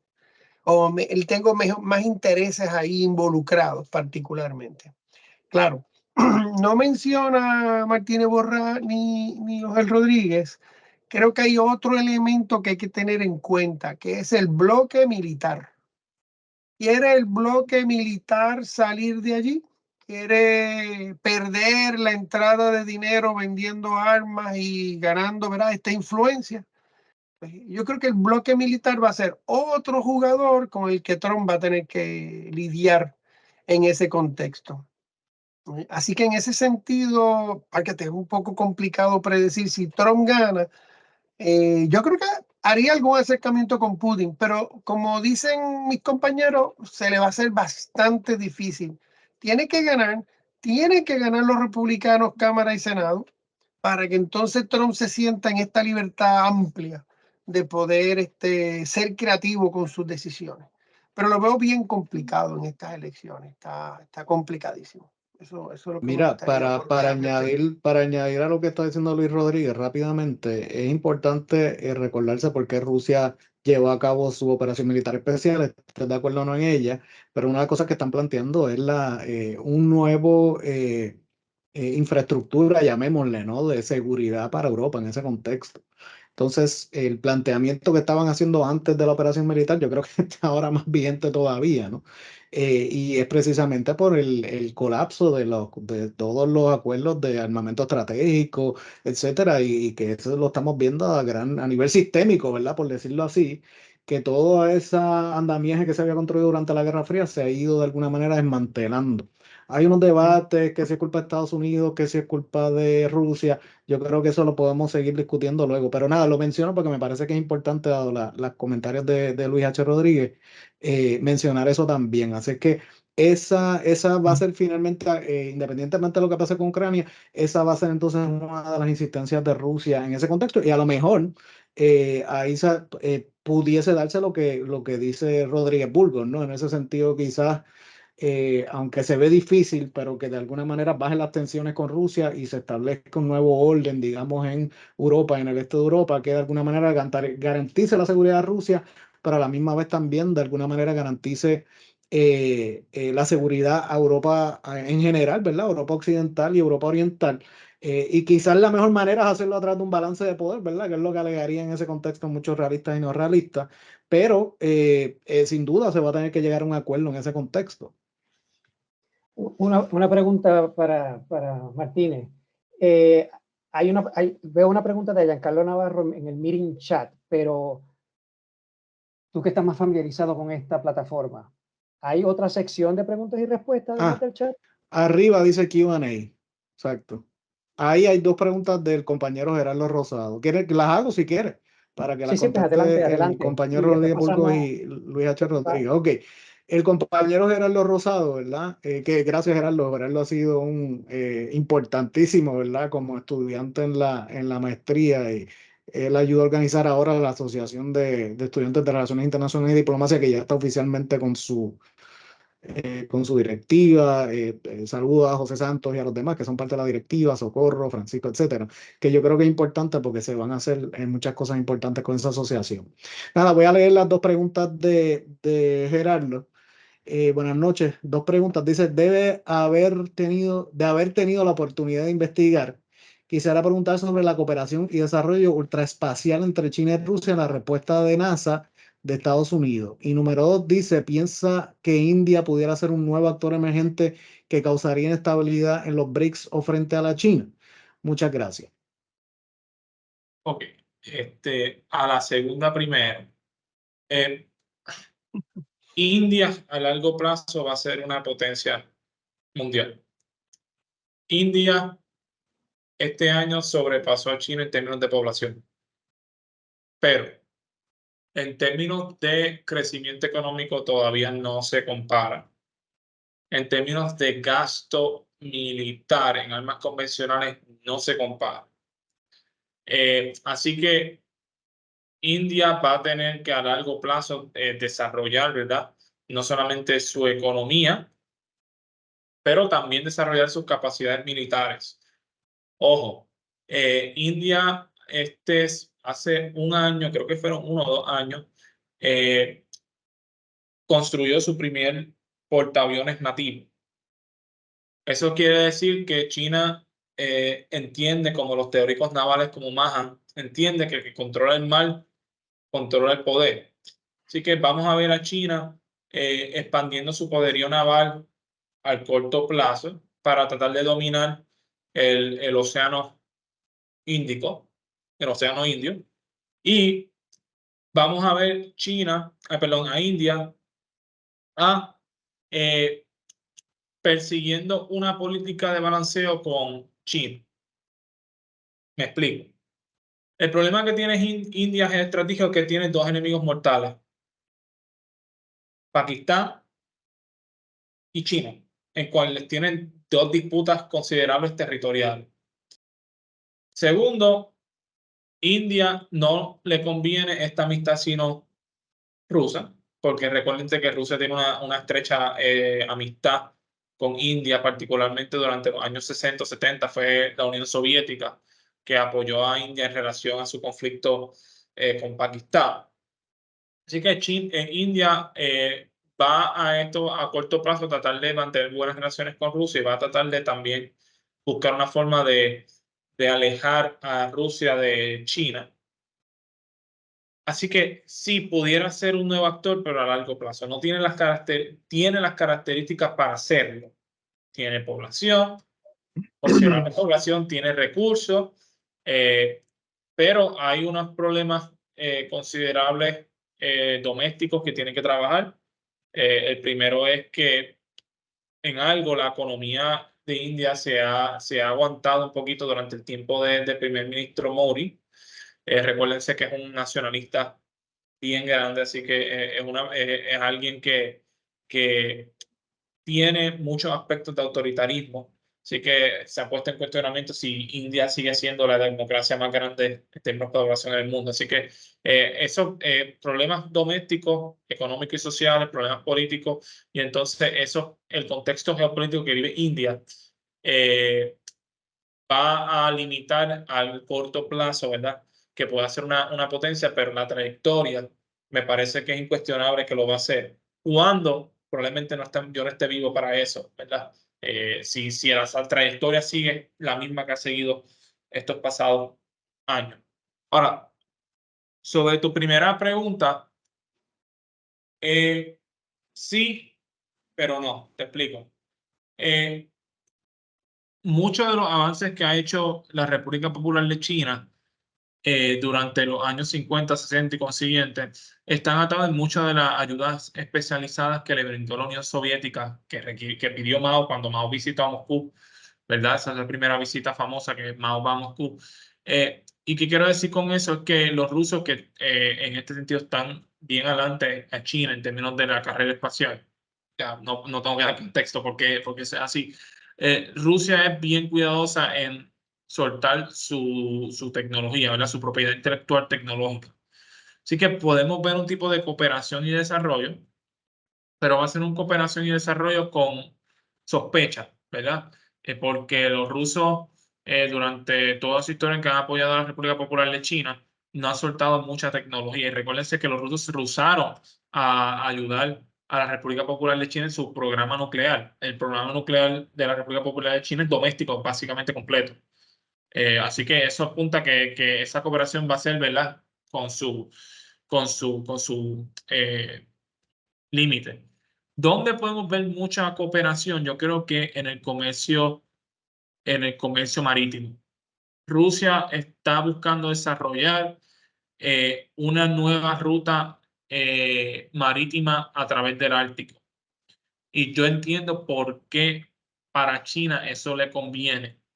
Porque muchas de las rutas comerciales marítimas pasan por estados que tienen diferencias sobre el mar sur de China con China, ¿verdad? La ruta a través de la península donde está Malaya y Singapur, la ruta por el mar de Japón, Taiwán. Por eso es que Taiwán representa algo bien importante, estratégico para la República Popular de China, porque si toma control de Taiwán, si lo ves de la perspectiva de Taiwán o la unificación otra vez del territorio nacional de la perspectiva de la República Popular de China, le permite estratégicamente a China proyectar poder comercial y poder militar a todo el Pacífico. Si tú ves a China territorialmente, vas a ver que muchos de sus accesos marítimos están constrained, si puedo decir esa palabra, por islas controladas por posibles enemigos. Por eso es que tiene diferencias con Vietnam, por eso es que China tiene diferencias con las Filipinas, por eso China tiene diferencias con Japón. Así que en esa área de comercio marítimo, yo creo que va a haber mucha cooperación si esa ruta del Ártico se da que le va a permitir a China poder comerciar sin tener que pasar por posibles puntos de hostilidad, pues, ¿verdad? Por no tener que utilizar, por ejemplo, el mar Índico, el mar Indio, por posibles diferencias con India, ¿ves? Puede usar ese mar Ártico. Así que yo creo que en comercio marítimo vamos a ver esa mayor cooperación. Gracias al profesor. Hay una pregunta en el meeting chat de Giancarlo Navarro, y que Giancarlo nos corrija si no leemos correctamente su pregunta. Saludos y buenas noches. Me gustaría saber cuál es su opinión sobre el filósofo Alexander Dugin y sus ideas, no solo de Sino-Rusia, sino de Eurasia, y en adición al comentario que él menciona de Yo quiero Kiev. Y como menciona en la sección de la globalización de bloques, cómo en teoría podría funcionar una alianza entre Puerto Rico y Sino-Rusia. Para la última parte, depende de los Estados Unidos, ¿verdad? Nos guste o no nos guste la relación que tenemos con los Estados Unidos, va a depender de cómo sea la relación de los Estados Unidos con Rusia y la República Popular de China. Ahora, sobre la primera parte de tu pregunta, recordemos que Dugin era un oponente de derecha del comunismo. Y Dugin presenta una filosofía y una teoría y una visión de Rusia como la líder de Euroasia. Es lo que llama un tipo de neo-euroasianismo. Así que dentro de este contexto podemos entender la idea de Yo quiero Kiev. Este es algo, y me ha llevado mucha crítica, es que yo he dicho que Vladimir Putin, cuando esto empezó en el 2014, fue muy cautious y muy prudente, porque él pudo haber, y había fuerzas políticas y civiles que le estaban diciendo a Putin, y Dugin era uno, ¿por qué no intervienes completamente militarmente en este conflicto? Así que esa idea de Yo quiero Kiev está atada no solamente a esa presión que bien nacionalista rusa, porque Dugin es un nostálgico reaccionario y podemos decir tiene algunos ámbitos de fascismo, claramente. Ese comentario está atado a esa idea de restaurar esa visión nostálgica de lo que era el poderío ruso, pero también no podemos descontar su filosofía política, su idea del euroasianismo, donde Rusia representa, ¿verdad? No es de Europa solamente, no es de Asia, es de Euroasia y es Rusia y la población rusa que representa el liderato de esa cultura o de esa región. Ahora, no nos debe sorprender que hay esa visión, ¿verdad? Porque recordemos que si él es nostálgico por restaurar el poder ruso, pues me imagino que esa nostalgia no es para la Unión Soviética porque él es un anticomunista, es al imperio ruso. Entonces, esa nostalgia lleva a que Rusia tiene que tener una esfera de influencia en lo que antes eran sus antiguas provincias o las repúblicas socialistas soviéticas, ¿verdad? Así que yo creo que tenemos que, para entender a Dugin, tenemos que entre ese contexto. La nostalgia por ese poderío ruso, particularmente el imperio ruso y ese euroasianismo que domina su filosofía política. Gracias a Rodríguez Burgos. Y ya para ir en ronda de cierre, vamos a darle la palabra a Luis Rodríguez. ¿Sí? Sí, gracias, Raymond. Voy a hacer 2 o 3 comentarios cortos. No voy a opinar sobre Alexander Dugin, la verdad es que yo no lo conozco mucho, solo lo superficial. Pero una alianza Puerto Rico sino-rusa, olvídense de eso. No hay ni que preguntarle a los Estados Unidos. Somos un pueblo conservador, y perdonen el comentario, no quiero ofender a nadie, un poco miedoso. Las razones las podemos discutir en otro momento. José Gabriel, las podemos discutir ahí con un café más adelante. Pero no. Creo que somos un país con mucho miedo a las consecuencias de las cosas. Así que en este momento hacer una alianza que tenga que ver con Rusia, con China, con alguna cosa, es muy, muy complicado que salga de Puerto Rico la propuesta. El hecho de que se plantee, aún teniendo buenos visos, aún que se planteen, los debates van a ser infinitos, las discusiones, y va a ser extremadamente complejo. Si lo superáramos, entonces habría que ver qué tiene que decir Estados Unidos al respecto. O sea, que es muy complicado. Estoy de acuerdo con Eger en ese sentido. Brinco un poquito a la pregunta de Gerardo. Creo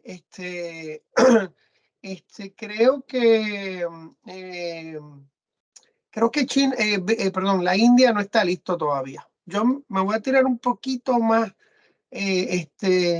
más directo que Ogel. Yo creo que India estará más en posición de ser mollero y fuerza para el 2050, una cosa así, la segunda parte de este siglo. Pero ahora no. Está creciendo, es muy fuerte, pero India todavía tiene unos niveles de pobreza muy fuertes. Tiene grandes áreas educativas, ¿verdad? Y un país grande, pero todavía está tiene que resolver muchas cosas internas. Yo le veo su mayor debilidad a la gran pobreza que hay todavía en la India. Eso todavía les falta a ellos trabajarlo, fortalecerlo. Hago comparación con China. Hace 30 años, más de la mitad de la población, 2/3 partes de la población de China eran pobres. Hoy día, la mitad de la población de China ya tiene grandes recursos, segundo país con más millonarios del mundo. O sea, China sí se transformó y tiene una fuente interna de poder fuerte, pero la India está en ese proceso de desarrollo. Inclusive, esta cosa del BRICS, yo hace unos años atrás me parecía espectacular, pero luego me estoy dando cuenta que el BRICS no es nada más que un análisis de países con potenciales, pero no hay un acuerdo entre ellos, no hay una alianza entre ellos que de alguna manera ejerzan un poder. Son países con buen desarrollo, con buen potencial, pero no están unidos, no están al mismo nivel, aunque sí son los países que en un listado están en posición de representar una oposición o tener una fuerza cuando haya que debatir algún tema a nivel internacional. Pero la India todavía no está ahí. Va a estar ahí. Yo concuerdo con Ogel, la India va a llegar ahí más cercano al pasado el 2050. Llegar ahí. Habrá que ver ahora con qué fuerza y en qué dirección va la India a ejercer su influencia. ¿Dónde estarán en ese momento? ¿Cuánta fuerza tendrán? ¿Cómo la utilizarán? Pues ciertamente, la verdad es que yo no lo veo, pero va a tener influencia, va a tener fuerza y su voz va a sonar. De eso estoy, por lo menos tengo certeza. Gracias por la oportunidad. Como en algún comentario final, antes de cerrar. Sí, nada, primero pues obviamente agradecerles a los tres y a los colegas que están también en línea, ¿verdad? Obviamente esto hay que seguir las conversaciones en un futuro, en la medida que sigamos ofreciendo conferencias, temas, etcétera. Así que estas conversaciones tienen que seguir, ¿no? Cosas basadas en lo que dijeron aquí los colegas, en relación a la actitud de Puerto Rico, y yo creo que ahí hay que mirar a Frantz Fanon, yo creo que él lo describe perfectamente el problema colonial en Puerto Rico, ¿verdad? Y cuáles son los pasos en relación a, ¿verdad? ¿Dónde va a estar Puerto Rico en estos cambios mundiales, ¿no? Ahí sí lo que quiero mencionar es que ha resurgido, ¿verdad? Y esto quizás, de hecho, habíamos hecho una conferencia que había hecho él a principios del semestre en la UPR, que de alguna manera decía el realismo reivindicado, ¿no? Cuando estábamos hablando del conflicto ruso-ucraniano y que hizo una excelente ponencia también en ese momento. Y entonces han resurgido, o quizás por la misma lógica del realismo, ¿verdad? Uno llega a esa conclusión de que evidentemente pues nada había cambiado, esa es una lucha por el poder que de alguna manera se reflejaba en el balance de poder y simplemente pues el momento, la hegemonía liberal fue un periodo específico en lo que había la correlación de fuerzas se volvía a de alguna manera interpretar a raíz de la necesidad de un balance de poder. Así que en ese contexto, ¿verdad? La teoría pues tiene una gran flexibilidad para poder llevar a cabo, ser una de las mejores para poder explicar por lo menos los contextos del sistema internacional y la geopolítica en términos generales, ¿no? Pero que hay una palabra que ha resurgido mucho últimamente de nuevo, que uno piensa que eso había desaparecido del siglo XIX, especialmente por todas las normas y el derecho internacional que ha surgido, que es la palabra de esfera de influencia, ¿no? Rusia la utilizó en relación a Kiev y hablando un poquito esto de Dugin, ¿no? La idea de que, mira, aquí hay unas áreas también donde hay unas cuestiones de civilización en común, unas culturas en común, y evidentemente nosotros consideramos esto nuestra esfera de influencia. La China dirá lo mismo en relación a Taiwán y Estados Unidos dirá lo mismo en relación a Puerto Rico, no sé, ¿entiendes? Lo digo por ponerlo en ese contexto. Así es que, sin duda, o por lo menos quizás no hablemos de Puerto Rico, hablemos más de la región del Caribe, ¿verdad? Y Centroamérica, que yo creo que ahí sí pudiese hacerse ese planteamiento de esa como esfera de influencia, ¿no? No una palabra que a mí me dé mucha gracia, ¿no? Pero bueno, ha resurgido de alguna manera u otra, ¿no? Y entonces otra cosa que mencionó Luis H., yo creo que el debate sobre BRICS, he visto unos análisis muy interesantes, ¿verdad? Es un tema que yo le quiero dar seguimiento y he visto unas críticas bien interesantes, particularmente desde perspectivas de izquierda, donde dicen, bueno, los BRICS, el hecho de que hagan un bloque que rete la hegemonía estadounidense no implica que sus políticas son necesariamente progresistas. Y entonces pues te hablan de la India de Modi con su hindutva nacionalismo, pues las características del sistema político ruso, las características del político sistema chino, etcétera, ¿no? Y yo creo que hay un tema mucho más profundo, ¿verdad? Que es que si BRICS puede de alguna manera realmente pues, crear instituciones alternativas, pues va a tener un mayor peso, pero es cierto, todavía eso está en proceso de construcción. Yo creo que en la medida que aparentemente pues ya Argentina no va a estar, pero en la medida en que veamos otros países, porque y es bien interesante que a lo mejor el semestre que viene, no lo voy a hacer ahora, ¿verdad? Pero ya luego de Navidades, etcétera, pues a lo mejor hago la presentación de mi ensayo, que tiene que ver específicamente con las sanciones, y un poco hablar de BRICS en el contexto de lo que puede representar, ¿no? Y ahí hay una fuerza interesante que se está dando en relación a cierto nivel de producción particularmente de materias primas, entre otras tecnologías, ¿no? Así que ahí hay un contexto interesante que yo creo que podemos profundizar, quizás lo haremos más adelante. Pero sí he visto estas críticas bien interesantes de la izquierda de los BRICS en ese contexto, y también he visto unas críticas de derecha también a BRICS, ¿verdad? Como un proyecto, etcétera. Así que evidentemente es un proyecto que está apenas naciendo. Yo creo que hay un nivel de diplomacia que se está llevando a cabo BRICS, que eso lo hemos visto un poco con los debates que se han dado al Consejo de Seguridad de Naciones Unidas aquí a raíz del conflicto ahora Israel-Palestino. Y yo creo que eso está mostrando pues unas características interesantes que hay que seguir explorando. Pero nada, en fin, gracias a todos, ¿verdad? Y gracias a Ángel por excelente presentación. Muy bueno. Bueno, pues a nombre del Centro de Estudios Avanzados y su Instituto Caribeño para el Estudio de la Política Internacional, muchísimas gracias a nuestros conferenciantes, Rodríguez Burgos, a nuestros comentaristas, Rodríguez Pérez, Martínez Borrás, a todos los presentes y pendientes nuevamente al volumen de cuadernos del ICEPI en torno a estos temas de Rusia y Ucrania. Que tengan buenas noches y gracias.